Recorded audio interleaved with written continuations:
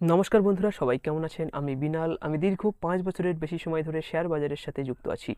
আজকের এই ভিডিওতে আমরা আলোচনা করব আজকে বাজার এত উপরে যাওয়ার পিছনে কোন কোন গ্লোবাল নিউজগুলো রয়েছে, তার সাথে আমরা জানবো কালকে আমরা কিভাবে নিফটি এবং ব্যাংক নিফটির মধ্যে ট্রেডিং সেটআপ বানাবো, কিভাবে আমরা কালকে ট্রেডিং করব, সেটা নিয়েও আজকের ভিডিওতে আমরা ডিসকাশন করব। দেখুন, রবিবারে আমাদের বাজেট পেশ হয়েছে, আর বাজেটে কোন কোন সেক্টরে কত টাকা করে বরাদ্দ করা হয়েছে এবং কোন সেক্টরগুলো এই বাজেটের ফলে ভালো ধরনের প্রভাবিত হতে পারে এবং অলরেডি প্রভাবিত হওয়া শুরু হয়ে গিয়েছে, কোন কোন সেক্টরগুলো উপরে যেতে পারে, এটা নিয়ে অলরেডি একটা ভিডিও আমি বানিয়ে রেখেছি। আপনারা চাইলে ভিডিওটি দেখতে পারেন, আমি আই বোটামে লিঙ্ক দিয়ে দেবো। তো ভিডিও শুরুর প্রথমে সবাইকে রিকোয়েস্ট করবো, যারা যারা প্রথমবার ভিডিওটি দেখছেন অথবা এখনও পর্যন্ত চ্যানেলটিকে সাবস্ক্রাইব করেননি, দয়া করে চ্যানেলটিকে সাবস্ক্রাইব করে রাখবেন। আপনি এই চ্যানেল থেকে ট্রেডিং সম্পর্কিত যাবতীয় তথ্য সম্পূর্ণ ফ্রিতে আপডেট পেয়ে যাবেন। তো আসুন দেরি না করে এবার ভিডিওটি আমরা শুরু করি। তো প্রথমে আমরা ফান্ডামেন্টাল কারণগুলো নিয়ে ডিসকাশন করব, তারপর আমরা টেকনিক্যাল চার্টে নিফটি ব্যাংক নিফটির মধ্যে কিভাবে ট্রেডিং করব সেটা নিয়ে ডিসকাশন করব। তো আসুন দেখে নিই এখানে ফার্স্ট রিজন আমাদের কি বলছে। ফার্স্ট রিজন এখানে যেটা উঠে আসছে সেটা কিন্তু খুবই ইম্পর্টেন্ট রিজন, আর এটার কারণেই আজকে বাজারে এত বড় ধরনের মুভ আমরা আজকে লক্ষ্য করলাম। তো এত বড় ধরনের মুভ কিন্তু সচরাচর লক্ষ্য করা যায় না। তো এখানে ফার্স্ট রিজন আপনি দেখতে পাচ্ছেন যে ভারত মার্কিন বাণিজ্য চুক্তি কি বলছে, আসুন দেখে নিই। বাজারের এই উল্লম্ফনের সবচেয়ে বড় কারণ হলো মার্কিন প্রেসিডেন্ট ডোনাল্ড ট্রাম্পের ঘোষণা। কি ঘোষণা হয়েছে? যে ভারতীয় পণ্যের ওপর থেকে অতিরিক্ত শুল্ক কমিয়ে 18% করা হয়েছে, যা আগে 50% ছিল। এর ফলে ভারতীয় রপ্তানিকারকদের মধ্যে প্রবল উৎসাহ দেখা দিয়েছে। দেখুন, আগে আমাদের যে এখানটায় শুল্ক এখানে ছিল সেটা কিন্তু 50% ছিল এবং এটার উপরে আরও বাড়ানোর হুমকি দেওয়া হচ্ছিল, যেটার কারণে আমাদের দেশের স্টক মার্কেট কন্টিনিউয়াসলি কিন্তু ফল হচ্ছিল। সেখানে এখানে কি করা হয়েছে দেখতে পাচ্ছেন যে এখানে কিন্তু 18% করে দেওয়া হয়েছে। মানে যারা আমাদের দেশ থেকে আমেরিকার মার্কেটে তাদের ব্যবসা করে থাকে তাদের জন্য কিন্তু এটা খুবই একটা ভালো খবর। এখানে কিন্তু খুবই কম শুল্ক তাদেরকে এখানে দিতে হবে, 18% দিতে হবে। তো এটার কারণেই কিন্তু বাজারে খুব বড় ধরনের মুভ আমরা লক্ষ্য করতে পেরেছি। ইন্টারনালি যখন খবরটা এখানে চলে এসেছিল তারপরে কিন্তু বাজারে এখানে মানি ফ্লো হয়ে গিয়েছে। আচ্ছা, আসুন দেখে নিই নেক্সট পয়েন্ট আমাদের কি বলছে। তো এখানে নেক্সট পয়েন্ট বলছে শূন্য শুল্ক প্রতিশ্রুতি বা জিরো ট্যারিফ। কি বলছে? বিনিময়ে ভারত ও আমেরিকার বেশ কিছু পণ্যের উপর শুল্ক শূন্য করার প্রতিশ্রুতি দিয়েছে। আমেরিকা যেমন 50% থেকে কমিয়ে 18% এখানে করেছে, ঠিক তেমনই ভারত আবার বলেছে যে আমেরিকার কিছু পণ্যের উপর আমরা শুল্ক শূন্য করে দেবো, মানে এখানে জিরো ট্যারিফ করে দেবো। তো এটার কারণেও কিন্তু একটা ভালো প্রভাব পড়েছে বাজারে। কি বলছে? আগামী কয়েক বছরে প্রায় $500 বিলিয়ন আমেরিকান জ্বালানি, প্রযুক্তি এবং কৃষি পণ্য কেনার একটি বড় চুক্তি স্বাক্ষরিত হয়েছে।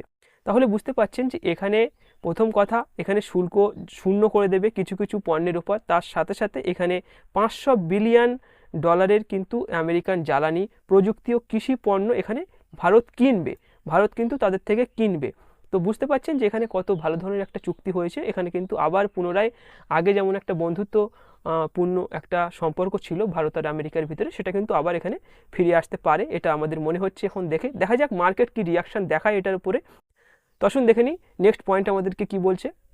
তো এখানে 3 নম্বর পয়েন্ট আমাদের বলছে যে টাকার দাম বৃদ্ধি। কি বলছে? এই চুক্তির ফলে বিদেশি বিনিয়োগের প্রবল সম্ভাবনা তৈরি হওয়ায় ডলারের বিপরীতে ভারতীয় রুপির দাম অনেকটা বেড়েছে। এক লাফে রুপি 90.30 স্তরে পৌঁছেছে, যা বিদেশি বিনিয়োগকারীদের পুনরায় ভারতের বাজারে টাকা ঢালতে উৎসাহিত করেছে। দেখুন, ভারতীয় টাকার এগেনস্টে ইউএস ডলার সবসময় কিন্তু স্ট্রং থাকে, কিন্তু এই কদিন আমরা লক্ষ্য করছি যে নিউজটা আমাদের সামনে আসছে কন্টিনিউয়াসলি ভারতীয় যে রুপি সেটা এগেনস্ট অফ ইউএস ডলার আস্তে আস্তে নিচে আসা শুরু হয়েছিল। এটার ফলে আসলে কি হয় অনেকে বুঝতে পারছে না যে এটা হলে আসলে কি হয়। দেখুন, এটা হলে কি হয়, ইনফ্লেশন বাড়ে, আর ইনফ্লেশন যদি বাড়ে সেক্ষেত্রে বিদেশ থেকে যারা আমাদের দেশে ইনভেস্টমেন্ট করে তাদের মূল্য তার টাকার মূল্য কিন্তু কমে যাচ্ছে। তো সেটার কারণে তারা কি করছে যে আমাদের দেশ থেকে তাদের যে স্টক, যাদের তাদের কাছে যে স্টক রয়েছে, স্টক হোল্ডিং যা রয়েছে, তারা কিন্তু সেল করে তাদের টাকা কিন্তু তাদের দেশে নিয়ে চলে যাচ্ছে এবং সেফ ইনভেস্টমেন্ট তারা করার চেষ্টা করছে। তো এখানে টাকার মূল্য বাড়ছে এগেনস্ট অফ ইউএস ডলার, এবং তার সাথে সাথে কিন্তু এটা হতে পারে যে বিদেশি যারা আমাদের দেশে ইনভেস্টমেন্ট করে তারা কিন্তু আবার উৎসাহিত হতে পারে এবং আমাদের দেশে আবার পুনরায় বাইং করা চালু করতে পারে। তো 4 নম্বর পয়েন্ট আমাদেরকে কি বলছে? 4 নম্বর পয়েন্ট বলছে শর্ট কভারিং। অনেক বিনিয়োগকারী ধারণা করেছিলেন বাজার নিচের দিকে যাবে, কিন্তু হঠাৎ এই ইতিবাচক খবরে তারা লোকসান এড়াতে দ্রুত শেয়ার কেনা শুরু করেন, যার ফলে বাজার রকেটের গতিতে উপরে উঠে যায়। আজকে বাজার যে উপরে গিয়েছে এটা কিন্তু অনেকের কাছে নতুন, এত বড় ধরনের জাম্প কিন্তু অনেকদিন বাজারে দেখা যায় না। আমরা খুবই কমই দেখেছি, 500-700 পয়েন্ট, 1000 পয়েন্ট দেখেছি, কিন্তু ওপেনিংয়ে কিন্তু আমরা লক্ষ্য করেছিলাম প্রায় 1500 পয়েন্টের উপরে নিফটি গ্যাপ আপ কিন্তু এখানে হয়েছিল। তো বুঝতে পারছেন যে মানে এখানে যে ডিলটা হয়েছে আমেরিকার সাথে ভারতের, এটার কারণেই কিন্তু একটা বড় ধরনের ইফেক্ট পড়েছে। আর বাজারে যারা শর্ট করে বসেছিল তারা কিন্তু ভয়ে এখানে আবার পুনরায় স্টক বাইং করা শুরু করে দিয়েছে, মানে তাদের লিকুইডেশন হয়ে যেতে পারে। তো সেটার ভয়ে কিন্তু তারা আবার স্টক বাইং করা শুরু করেছে এবং সেটার ফলে কিন্তু বাজার এখানেও একটা পজিটিভ ইন্ডিকেশন আমাদেরকে দিয়েছে। তো আসুন দেখে নিই নেক্সট পয়েন্ট আমাদেরকে কি বলছে। তো এখানে নেক্সট পয়েন্ট আমাদের বলছে জ্বালানি নীতিতে বদল। কি বলছে, আমেরিকার সাথে সম্পর্কের খাতিরে ভারত রাশিয়া থেকে তেল আমদানির ওপর নির্ভরশীলতা কমিয়ে আমেরিকা ও ভেনেজুয়েলার দিকে ঝুঁকছে। দেখুন, ভারত কন্টিনিউয়াসলি রাশিয়ার থেকে এখানে ক্রুড অয়েল বাই করে সেটা অন্যান্য জায়গায় বিক্রি করে ভালো ধরনের একটা লাভ করছিল, যেটার ফলে আমেরিকার যে প্রেসিডেন্ট ডোনাল্ড ট্রাম্প তিনি কিন্তু এই বিষয়টা ভালোভাবে দেখছিলেন না। সেটা কিন্তু তিনি বলেছিলেন যদি ভারত এরকম কন্টিনিউয়াসলি তেল কিনতে থাকে রাশিয়া থেকে, সেক্ষেত্রে কিন্তু ভারতের পরে আরও বেশি শুল্ক এখানে বাড়ানো হবে। তো এখানে লক্ষ্য করা যাচ্ছে ভারত কি করছে, যে মানে রাশিয়ার থেকে যে তেলটা কিন্তু তার পরিমাণটা কমিয়ে দিয়েছে। এই না যে পুরোপুরি কমিয়ে দিয়েছে, এটা পুরোপুরি কিন্তু কমায়নি, তারা পরিমাণটা কমিয়ে দিয়েছে এবং তারা মানে মানে ভারত বলছে যে এবার আমরা আমেরিকা এবং ভেনেজুয়েলার থেকেও কিনবো। তাই বলে এই না যে রাশিয়ার থেকে আমরা কেনা বন্ধ করে দেবো, এমন কিছুই কিন্তু বলা হয়নি। আচ্ছা, এটার ফলে একটা পজিটিভ ইন্ডিকেশন অবশ্যই বাজারে এসছে। এর ফলে আমেরিকার সাথে বাণিজ্যিক টানাপোড়েন অনেকটাই কমে গেছে। তাহলে বুঝতে পারছেন যে জ্বালানি নীতিতে বদল এখানে আমাদের বাজারে কতটা এখানে ইফেক্ট ফেলেছে। তো আসুন দেখে নিই নেক্সট পয়েন্ট আমাদেরকে কি বলছে। তো নেক্সট আমরা যেটা নিয়ে কথা বলবো সেটা হচ্ছে সেক্টর অনুযায়ী প্রভাব। তো দেখুন, এখানে রপ্তানি খাত মানে বিদেশে যারা তাদের বিজনেস করে থাকে, এখানে আমাদের দেশ থেকে মানে প্রোডাক্ট তৈরি করে যারা বিদেশে বিক্রি করে, সেই সমস্ত কোম্পানিগুলোতে কিন্তু ভালো ধরনের এখানে মুভ আমরা লক্ষ্য করতে পেরেছি। যেমন টেক্সটাইল সেক্টরে যেটা ভালো হয় সেটা টেক্সটাইল, এই ব্যাপারটা নিয়ে কিন্তু আমি আগের ভিডিওতেও কথা বলেছিলাম। এরা বেসিক্যালি এদের প্রোডাক্টগুলোকে আমেরিকার বাজারে এবং অন্যান্য বাজারে কিন্তু বিক্রি করে থাকে। টেক্সটাইল ভারতের এটা কিন্তু খুব ভালো ধরনের বিদেশে রপ্তানি করে এরা। তো এখানে ভালো মুভ আমরা লক্ষ্য করেছি, গয়নার উপরে ভালো মুভ লক্ষ্য করা গিয়েছে, চামড়া শিল্পের শেয়ারে প্রায় 20% এর উপরে এখানে বৃদ্ধি লক্ষ্য করা গিয়েছে। আচ্ছা, ব্যাংকিং সেক্টরে এখানে নিফটি ব্যাংক নতুন রেকর্ড উচ্চতায় পৌঁছেছে। এখানে আমরা লক্ষ্য করেছি নিফটি ব্যাংক প্রায় 60,000-এর লেভেল কিন্তু এখানে ব্রেক করে দিয়েছিল। আর এখানে নেক্সট যেটা বলছে এটা হচ্ছে জ্বালানি। দেখুন, এখানে রিলায়েন্স ইন্ডাস্ট্রি, আদানির মতন বড় বড় সংস্থাগুলোর শেয়ারের দাম উল্লেখযোগ্যভাবে বেড়েছে। তো এখানে সমস্ত লার্জ ক্যাপ কোম্পানির সাথে সাথে মিড ক্যাপ কোম্পানিগুলোর ভিতরেও কিন্তু ভালো ধরনের পাম্প আমরা লক্ষ্য করতে পেরেছি। তো এবার আমরা চার্টে দেখব যে নিফটির ভিতরে আমরা কালকে কিভাবে ট্রেডিং করব এবং ব্যাংক নিফটির মধ্যে কিভাবে ট্রেডিং করব। তো আসুন সেটা দেখে নিই। তো আমি এখানে নিফটির চার্টটা ওপেন করেছি। প্রথমে আমি উইকলি ক্যান্ডেলস্টিক হিসাবে নিফটি 50 চার্টটা দেখব এবং এর আউটলুকটা একটু দেখার চেষ্টা করব। দেখুন, এখানে যে লেভেলটা থেকে নিফটি রেজিস্ট্যান্স ফেস করছে, লেভেলটা হচ্ছে 26,300 লেভেল। ঠিক আছে, 26,300 লেভেল থেকে কিন্তু প্রাইস রিজেকশন করেছে। আর এই যে লেভেলটা রয়েছে এটা কিন্তু একটা ক্রুশিয়াল রেজিস্ট্যান্স লেভেল। এই লেভেলটা থেকে কিন্তু প্রাইস অনেকবারই রিজেক্ট এই লেভেলটা থেকে হয়েছে। তার মানে এটাই বোঝাচ্ছে যে এখানে কিন্তু ভালো ধরনের একটা সেলিং প্রেশার রয়েছে। এই লেভেলটায় গেলে কিন্তু আবার প্রাইস নিচে আসার সম্ভাবনা রয়েছে। এটাই আমাদের কিন্তু বুঝিয়ে দিয়েছে আজকে যে গ্যাপ আপ ওপেনিংটা হলো, ঠিক এই লেভেলটা থেকেই প্রাইস রিজেকশন হয়েছে। আচ্ছা, তাহলে যদি আমি ডে ক্যান্ডেলস্টিকে যাই সেক্ষেত্রে আমরা আরও ভালোভাবে বুঝতে পারবো এই যে লেভেল রয়েছে। দেখুন, ঠিক এক্স্যাক্টলি আমরা আগে যে লেভেলটা কিন্তু মার্ক করে রেখেছিলাম, ঠিক ওই লেভেলটা থেকেই কিন্তু প্রাইস এখানটায় মানে বাড়ি খেয়ে নিচে আসা শুরু হয়েছে। আচ্ছা, তাহলে আমাদের রেজিস্ট্যান্স লেভেল কোথায় রয়েছে? রেজিস্ট্যান্স রয়েছে 26,300-র কাছাকাছি। আর আমাদের সাপোর্ট আপাতত কোথায় রয়েছে? আমাদের সাপোর্ট রয়েছে 25,500-র কাছাকাছি। তাহলে আমরা কিভাবে ট্রেড করব? প্রথমে আমরা 15 মিনিটের ক্যান্ডেলস্টিক হিসাবে নিফটির চার্টটি ওপেন করে নেব। তো দেখুন, আমাদের নিয়ার বাই যে এখানে রেজিস্ট্যান্স লেভেল রয়েছে সেটা হচ্ছে 25,860।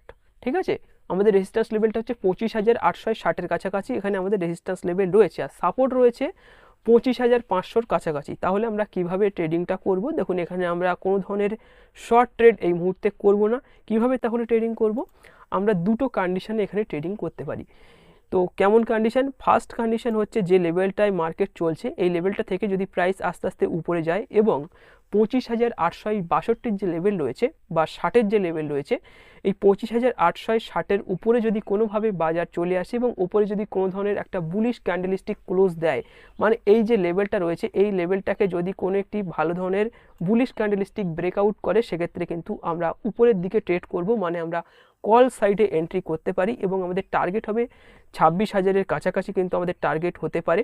আমাদের 26,000 থেকে এখানে 26,235-এর কাছাকাছি আমাদের ফার্স্ট টার্গেট কিন্তু এখানে হতে পারে। দেখুন এখান থেকে আমাদের টার্গেট যেটা রয়েছে সেটা কিন্তু এখানটাই রয়েছে, মানে 26,235-এর কাছাকাছি কিন্তু টার্গেটটা হতে পারে। কিন্তু 26,000-এর যে লেভেলটা রয়েছে এটা কিন্তু একটা সাইকোলজিক্যাল রেজিস্ট্যান্স হতে পারে, এই লেভেল থেকে কিন্তু আবার একটা প্রাইস এখান থেকে রিভার্স হতে পারে। তো আমাদের ফার্স্ট টার্গেট যেটা হবে সেটা কিন্তু আমাদের 26,000-এ আমাদের ফার্স্ট টার্গেটটা হবে। তো এটা কিন্তু আমাদের ফার্স্ট টার্গেট হবে।